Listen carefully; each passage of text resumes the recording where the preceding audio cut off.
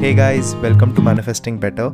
I'm back with another video and another topic that needs to be addressed. I also have an Instagram account, the link for that is in the description box below. Coaching is also available, the link for that too is in the description box below. Why you are having difficulty in manifesting relationships, or why relationships don't work. Hey guys, hope you're well, and in this video I want to talk about why it is difficult for people to manifest relationships and why it's slightly easier for people to manifest different things. Now here I'm not talking about all people, because you cannot put all people in one category, but if you generally see, most people struggle in relationships where it becomes easier for them to manifest other things.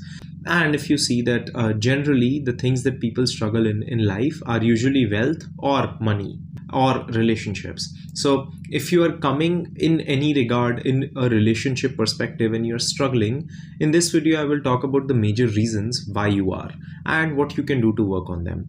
This video is actually inspired by the previous video that I made, the one before that, where I talked about what I would do if I was manifesting a specific person, and I got a lot of questions from people about my views on why people struggle in relationships. So let's get into it. I will take it step by step, and I will also tell you the solutions to each one of them. So the first thing and the first reason that we struggle in relationships is because we aren't taught about relationships at all. Now, if you really understand, everything in your life is something that you have learned in some way, shape or form. You have learned writing when you were in school. You have learned languages when you were in school. All these things we learn in a certain way, right? For example, someone is a doctor, it's because they have done the necessary study to become a doctor. Someone is an engineer is because they have done the necessary study to become an engineer. Similarly, it goes in all areas of your life, and then you can get certifications, you can have acquired knowledge. There are a lot of things that you can get into. Now, the reason that people struggle a lot in relationships is because there is no knowledge about relationships at all.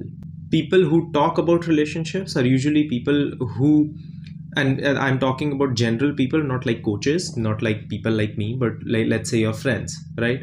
When someone is talking to you about their relationship, they are telling you from their experience or from their issues, their past, their childhood, their parents, their family, something in that regard. And you don't actually have the exposure that you need to learn about relationships. It's just like you are thrown in a pond and you need to learn how to swim, right? And you learn how to swim by looking at people around you in your pond, which is your family, the movies that we see, and I will get to all these points. But that is a very big reason why people struggle in relationships.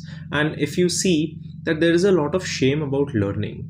If you see how our previous generations used to look at relationships used to be this stigma that people don't actually have to talk about them. Like if you are actually connected with someone, maybe you're doing something wrong, especially in Asian cultures. It's very, very common, especially in India. Like I have seen this a lot, that when someone is actually getting into a relationship, they're shamed for it, or at least they were in older times. Even in my generation, like we were shamed when we were younger and we were in a relationship. It was a shame that, that means that you are actually not focusing on your career.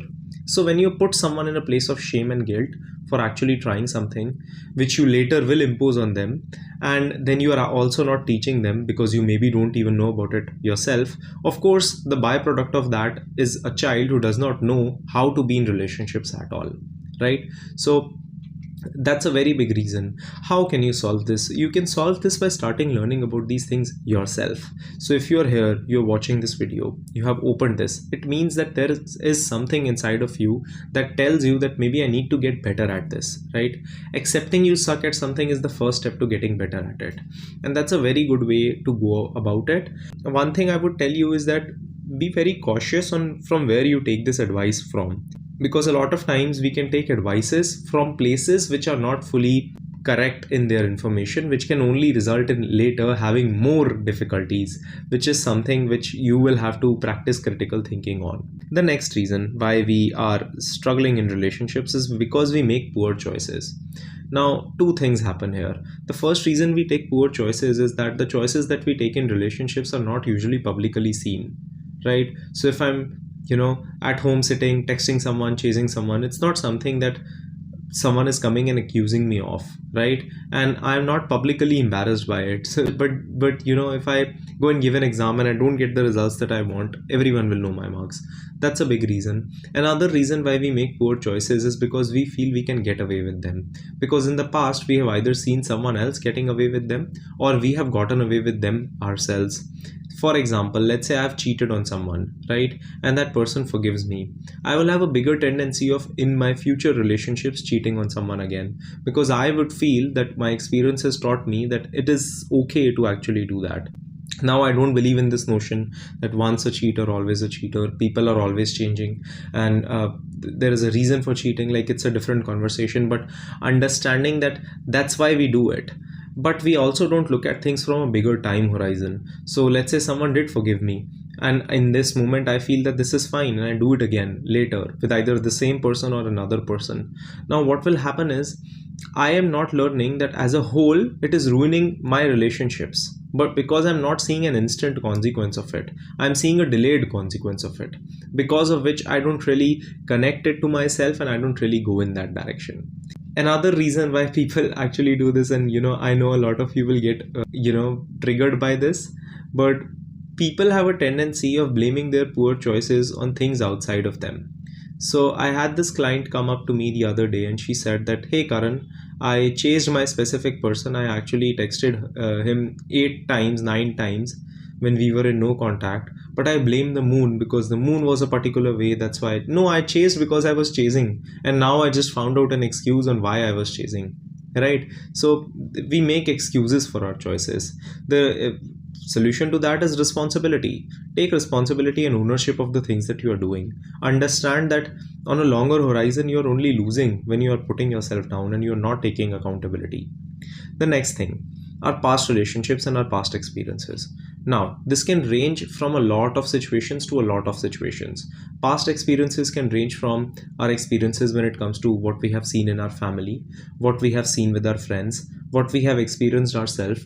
And I will give you some examples. So a person, let's say a child, as they're growing up, they can develop relationship insecurities and relationship mindset from thousands of areas of their lives.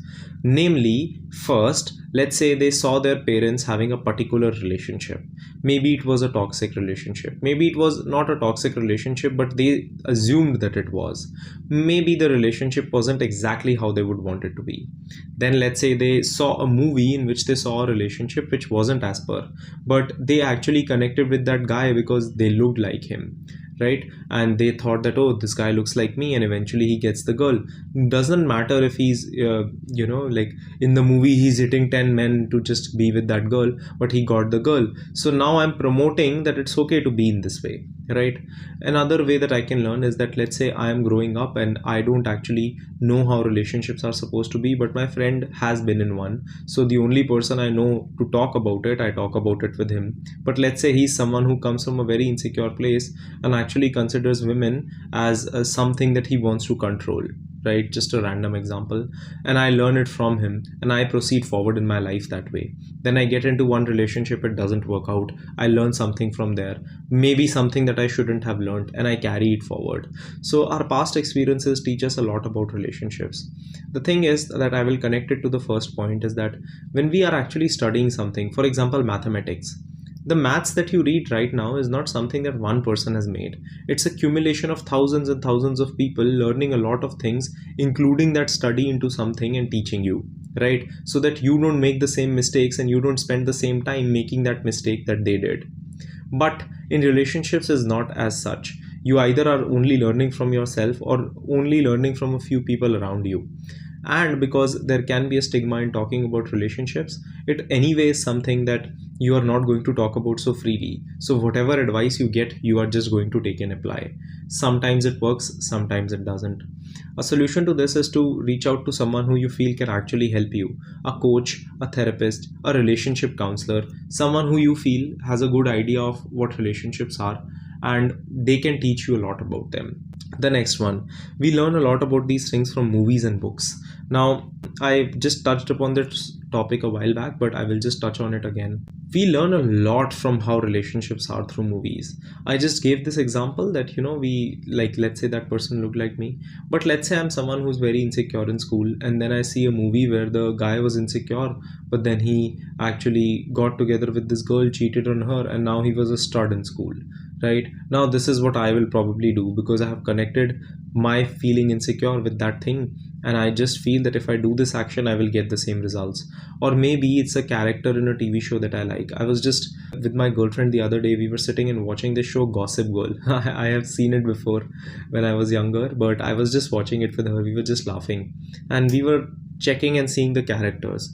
For a young person who's probably going to watch this show, it will promote so much toxicity in relationships. Like, one person is connecting with 5 people together, and this concept of tragedy in a relationship is being promoted, and we shouldn't be together because we will burn out and all these things, and this woman is getting married 5 times. Understand that these are the things that people at that age are being taught. Now at this age, I can actually, and with this mindset, I can detach from it. But I know people who are, even now I will see some of my friends connecting these things and watching these movies and connecting it all. The reason being because that's what they think, that is because they are not coming at it from a critical and open mind. So understand that this is what we are learning.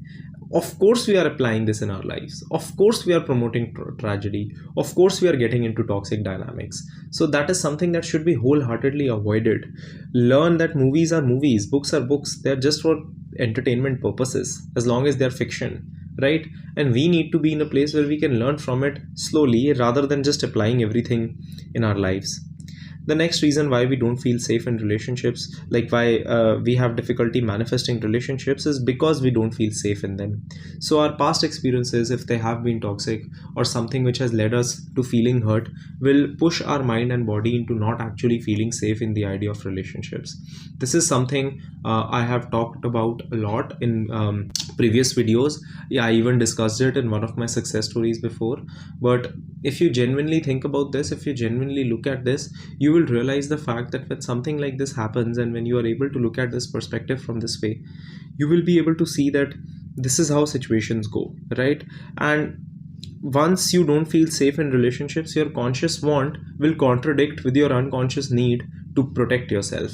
Now, the solution to this is self-help techniques, manifestation techniques, affirmations, which is easy, but also understanding that it is going to be a difficult path moving forward for a while, at least, because it requires vulnerability. It requires you to open up yourself and focusing on these things from this perspective.